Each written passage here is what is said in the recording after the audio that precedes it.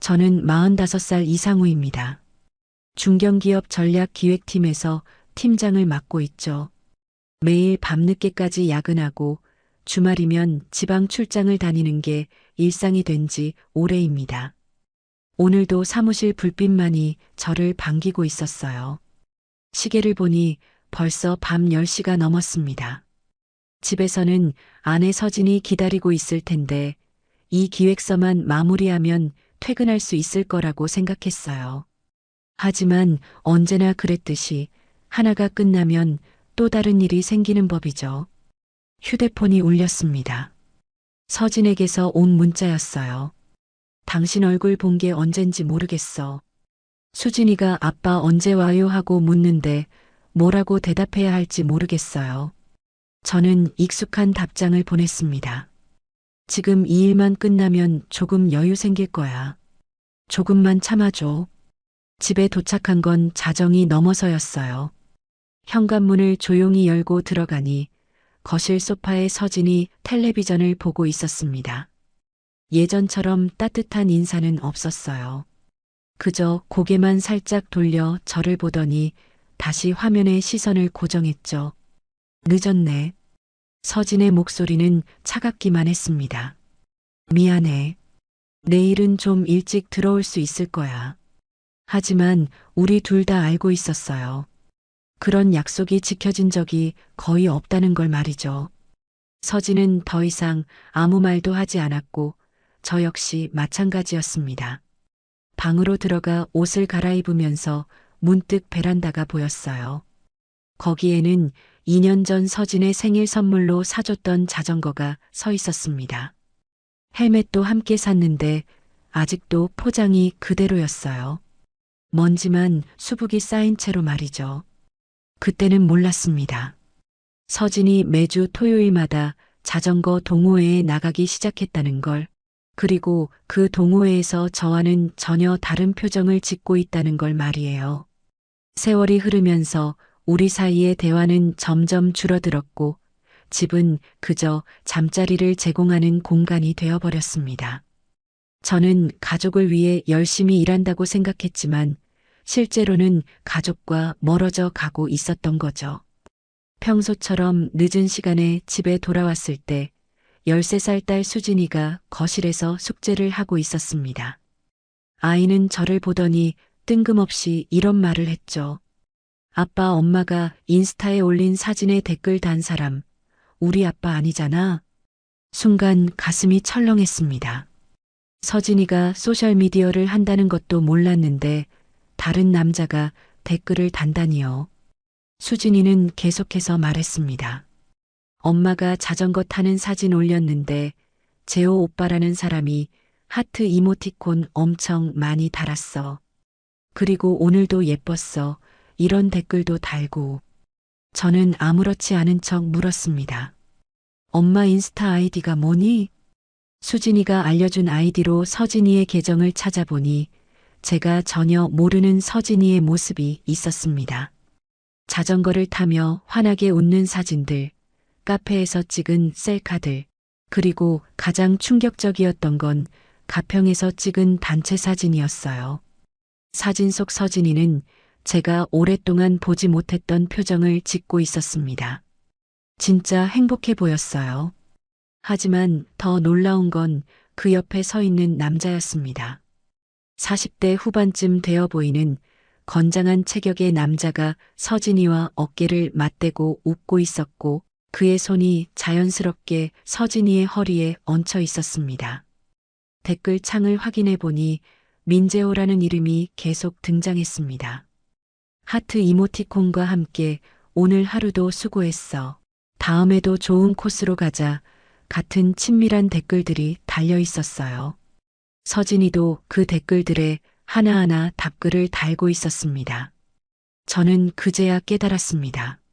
서진이가 매주 토요일마다 나간다던 자전거 동호회가 단순한 운동 모임이 아니라는 걸 말이죠.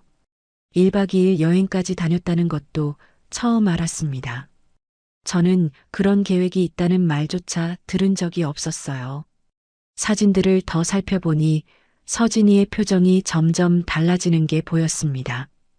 처음엔 어색해 보이던 모습이 점점 자연스러워지더니 최근 사진들에서는 완전히 다른 사람 같았어요.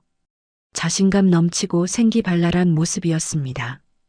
가장 최근 사진은 일주일 전에 올린 것이었는데 자전거를 타고 있는 서진이의 뒷모습이었습니다. 그런데 그 사진을 찍은 건 분명 누군가였죠. 아마도 그 민재호라는 남자일 거라는 생각이 들었습니다. 그날 밤 저는 잠을 이룰 수 없었습니다. 서진이가 언제부터 이렇게 활발한 소셜미디어 활동을 했는지, 왜 저에게는 한 번도 이런 이야기를 하지 않았는지 의문이 들었어요. 더 중요한 건 저와 함께 있을 때는 전혀 보이지 않던 그 밝은 표정이었습니다. 출장을 마치고 집에 돌아온 건 목요일 저녁이었습니다. 평소보다 일찍 들어온 편이었는데 서진이는 보이지 않았죠. 수진이에게 물어보니 엄마는 동호회 정기 모임에 갔다고 했습니다. 그런데 평소 토요일에만 나가던 서진이가 목요일에도 나간다는 게 이상했습니다. 화장실에 들어갔다가 세탁기 위에 놓인 서진이의 자전거 가방이 눈에 띄었습니다.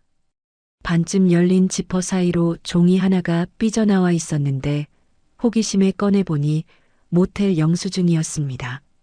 가평 모텔 하이디라는 곳에서 5만 원을 결제한 내역이었죠. 날짜를 확인해 보니 지난주 토요일이었습니다. 손이 떨렸습니다. 서진이가 1박 2일 여행을 간다고는 했지만 모텔에서 묵었다는 건 처음 알았거든요. 더군다나 동호회 사람들과 함께 간 여행에서 왜 각자 방을 잡았을까 하는 의문이 들었습니다. 가방을 더 뒤져보니 고급 와인 라벨도 나왔습니다. 샤토마고 2018년이라고 적힌 라벨이었는데 제가 알기로는 병당 10만 원은 넘는 와인이었습니다. 서진이가 언제부터 이런 비싼 와인을 마시기 시작했는지 전혀 몰랐죠. 다음 날 아침 서진이에게 조심스럽게 물어봤습니다. 어제 동호회 모임 어땠어? 그냥 평범했어요. 가평 쪽으로 라이딩하고 저녁 먹고 왔어. 혹시 숙박한 거야? 서진이의 표정이 순간 굳었습니다. 아니요, 당일치기였어요. 하지만 저는 이미 영수증을 받기 때문에 거짓말이라는 걸 알 수 있었습니다. 왜 서진이가 저에게 거짓말을 하는지 이해할 수 없었습니다. 점심시간에 회사에서 인터넷 뱅킹으로 가계부를 확인해 봤습니다. 그런데 이상한 입금 내역들이 눈에 띄었습니다. 밀렌탈이라는 상호명으로 매달 30만 원에서 50만 원씩 입금되고 있었거든요. 지난 6개월 동안 계속해서 말입니다. 총 금액을 계산해 보니 200만 원이 넘었습니다. 서진이가 전업주부인데 어떻게 이런 돈이 들어오는지 도무지 이해할 수 없었습니다. 더군다나 밀렌탈이라는 이름에서 자꾸 민재호가 떠올랐죠. 그날 저녁 서진이에게 직접 물어봤습니다. 여보, 밀렌탈이라는 곳에서 돈이 계속 들어오던데 이게 뭐야?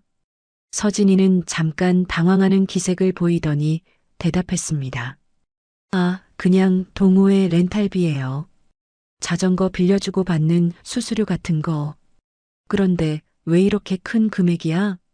그리고 왜 나한테 말 안 했어? 별거 아니라서요. 용돈 정도 버리니까 괜찮잖아요. 하지만 뭔가 석연치 않았습니다. 단순한 자전거 렌탈로 이런 큰 돈이 나올 리 없었거든요. 더군다나 서진이의 표정과 말투에서 거짓말하고 있다는 느낌이 강하게 들었습니다. 그날 밤 저는 결심했습니다. 더 이상 모르는 척할 수 없었거든요. 조용히 서진이의 휴대폰을 확인해 보기로 했습니다. 새벽 2시 서진이가 깊이 잠든 사이 휴대폰 백업을 시작했죠. 혹시나 해서 준비해둔 외장하드에 모든 데이터를 저장했습니다. 휴대폰 백업을 완료한 저는 서진의 메시지와 통화 기록들을 샅샅이 뒤져봤습니다. 그 과정에서 민재호라는 남자에 대한 더 많은 정보를 알게 됐죠. 48살 자영업자, 그리고 기혼자였습니다. 무엇보다 충격적이었던 건 서진과 민재호 사이에 오간 메시지들이었습니다. 처음엔 단순한 동호회 관련 대화로 시작됐지만 점점 사적인 이야기로 변해갔습니다. 오늘 하루 어땠어? 집에서 힘든 일 있으면 언제든 연락해. 당신 같은 여자가 왜 혼자 있어야 하는지 모르겠어. 같은 메시지들이 계속 이어졌죠.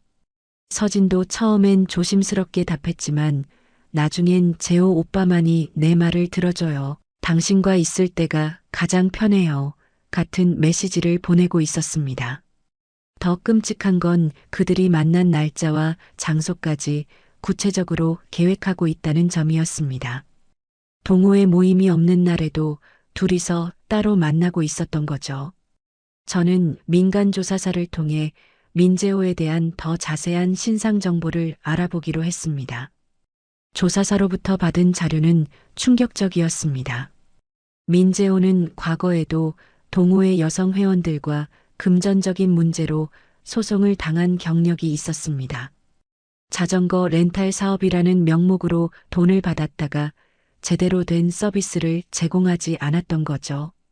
심지어 일부 여성들과는 부적절한 관계를 맺으면서 감정적으로나 경제적으로 이용했다는 증언도 있었습니다.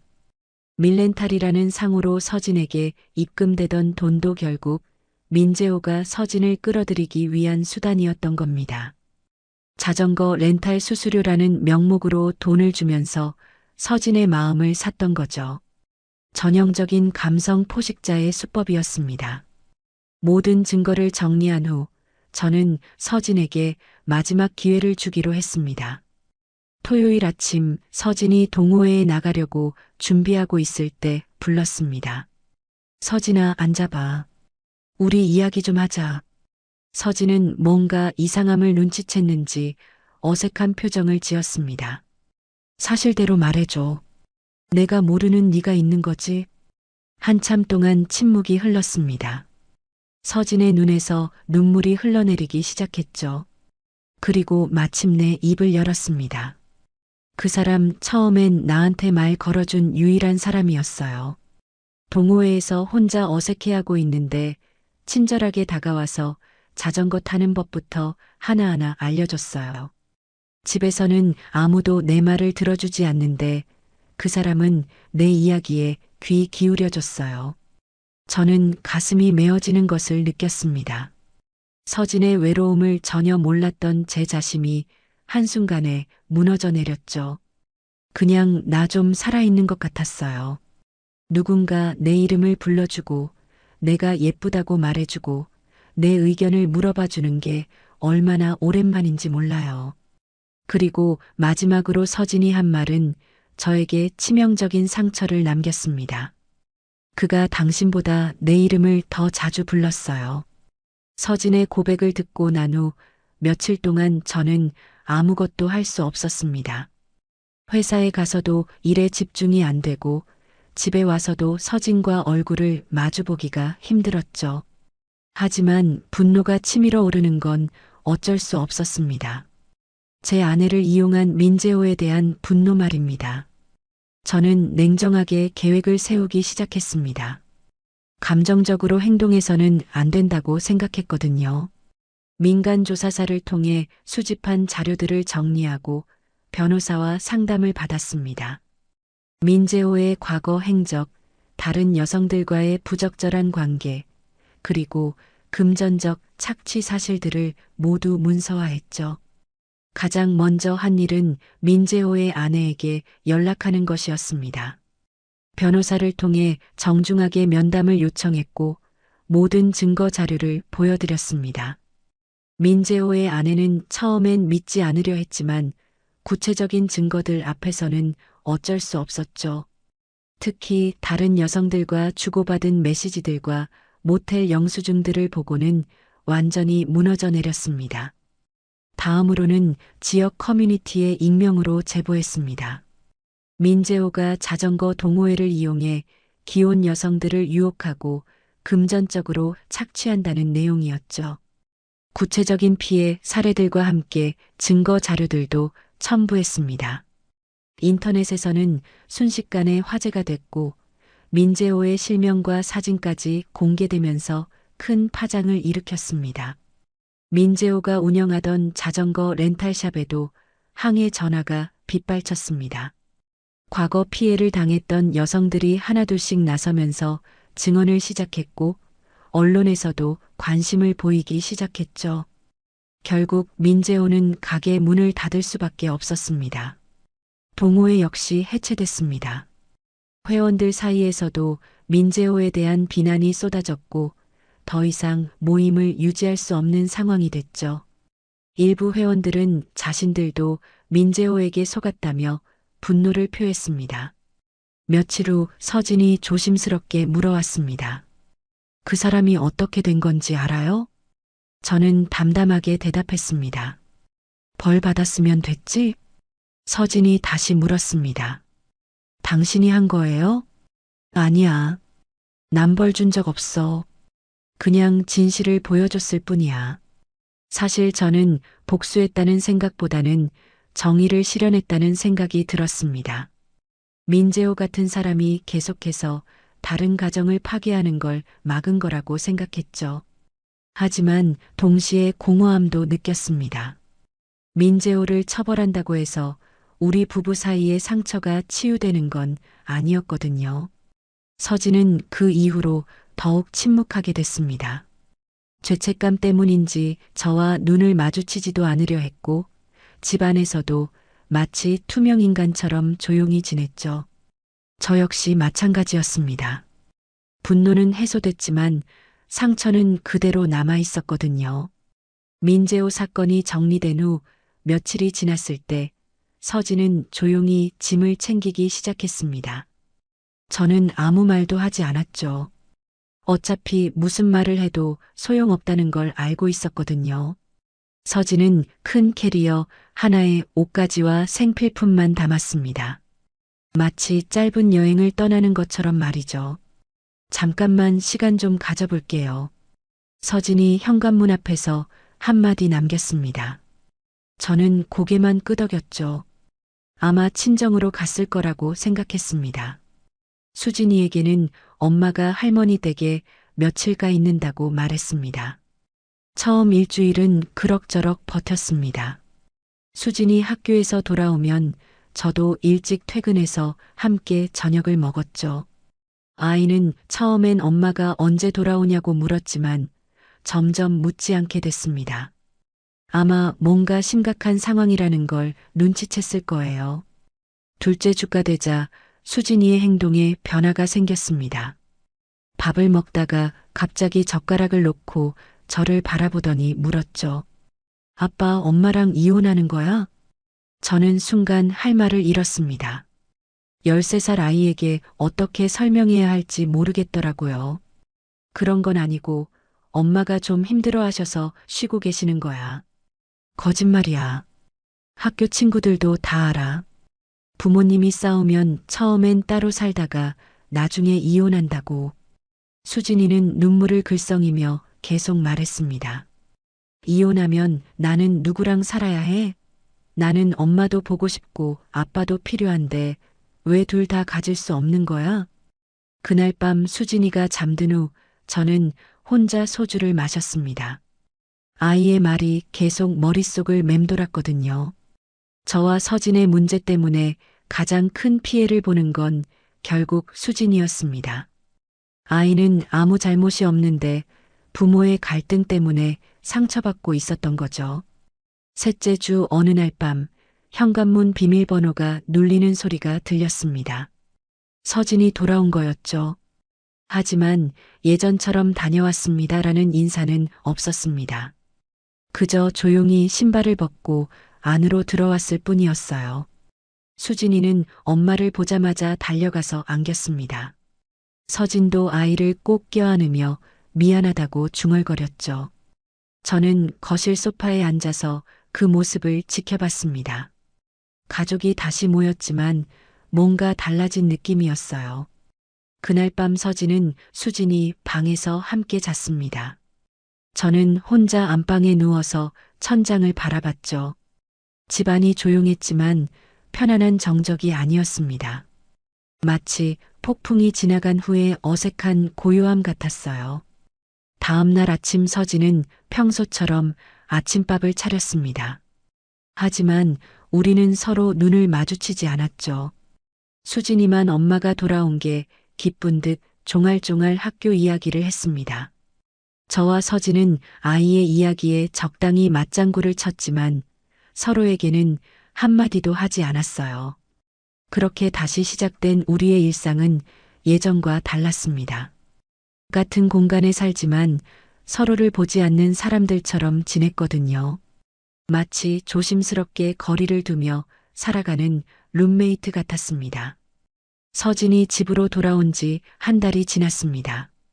겉으로는 평범한 일상이 돌아온 것처럼 보였지만 집안의 분위기는 완전히 달라져 있었죠.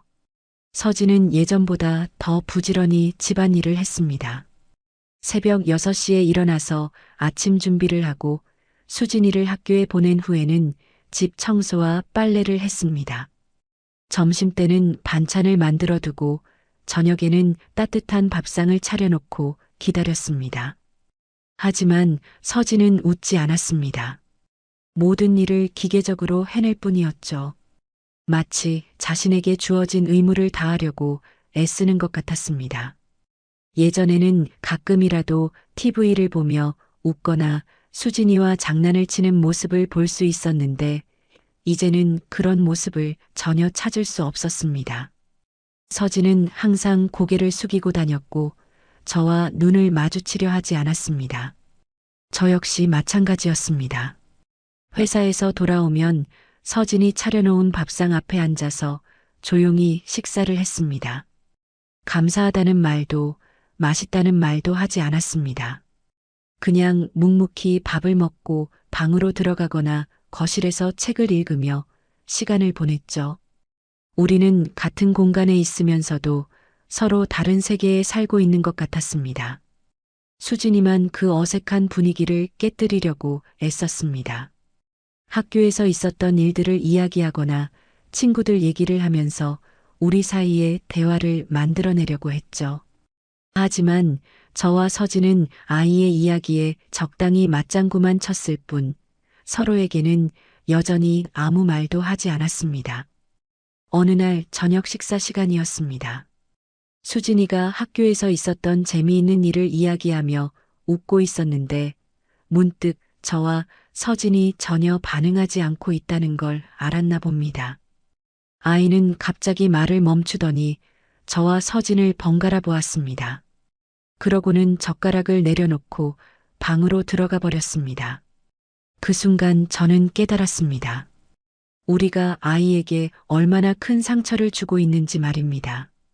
겉으로는 가족의 형태를 유지하고 있지만 실제로는 차가운 침묵 속에서 각자 고립되어 살고 있었던 거죠. 수진이는 부모가 함께 있으면서도 행복하지 않다는 걸 온몸으로 느끼고 있었습니다. 며칠 후 서진이 조심스럽게 입을 열었습니다. 제가 수진이 방을 정리해도 될까요? 저는 잠깐 망설이다가 대답했습니다. 정리된 방은 없어. 그냥 그대로 있어. 서진은 고개를 끄덕이며 더 이상 말하지 않았습니다. 우리는 여전히 각자의 공간을 지키며 살아가고 있었습니다. 그렇게 시간이 흘렀습니다. 서진은 매일 같은 루틴을 반복했고 저는 일에만 집중하려고 애썼습니다. 하지만 집안의 공기는 점점 더 무거워져만 갔습니다. 우리는 함께 살고 있지만 서로를 보지 않는 사람들이 되어버렸습니다. 가끔 수진이의 웃음소리가 들릴 때만 잠깐 동안 이 집의 생기가 도는 것 같았습니다. 1년이 흘렀습니다. 수진이는 중학교에 입학했고 저와 서진은 여전히 같은 집에서 살고 있었습니다. 하지만 우리는 부부라기보다는 수진이를 공동으로 돌보는 보호자에 가까웠죠.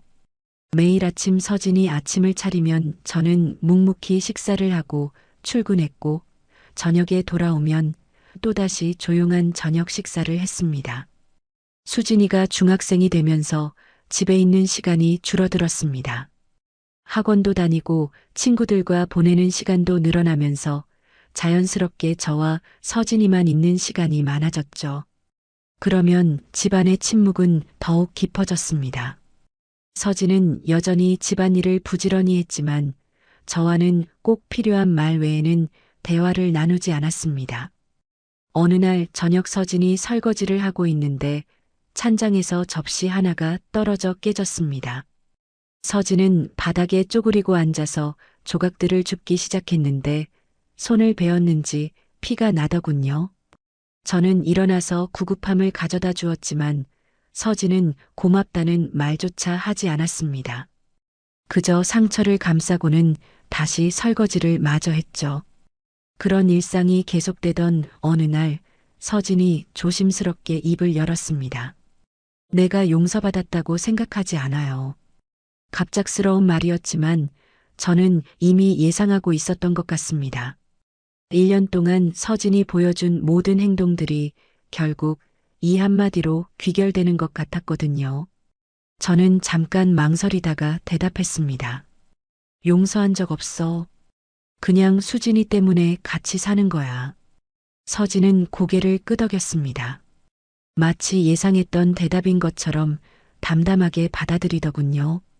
우리는 서로에게 솔직해지는 순간이었지만 그 솔직함이 오히려 더 큰 거리감을 만들어냈습니다. 수진이가 학교에서 돌아와서 숙제를 하고 있을 때 저는 베란다로 나갔습니다.